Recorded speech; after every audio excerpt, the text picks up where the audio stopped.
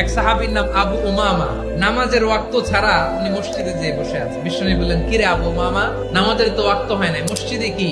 সাহাবী বলে, নবী গো, ঋণের বোঝায় এমন টেনশনে আছি, ঘরে থাকতে পারলাম না, মসজিদে চলে আসছি। বিশ্বনবী বলেন, আমি কি তোমার এমন একটা দোয়া শিখাবো যেটা পড়লে আল্লাহ তাআলা তোমার ঋণের বোঝা হালকা করে দিবে?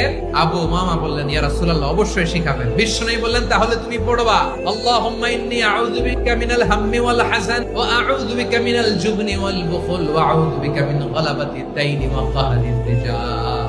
ও আল্লাহ, তোমার কাছ থেকে দুশ্চিন্তা থেকে পানাহ চাই, কৃপণতা, ভীরুতা, অলসতা, কার্পণ্যতা, এই সব কিছু থেকে, মানুষের কঠোরতা, আমার উপর মানুষের আধিপত্য এবং ঋণের বোঝা থেকে পানাহ চাই। এই দোয়াটা যখন বিশ্বনবী শিখাই দিলেন, আবু উমামা বারবার এই দোয়া পড়ে। আবু উমামা বলে, এই দোয়া আমি পড়তে লাগলাম।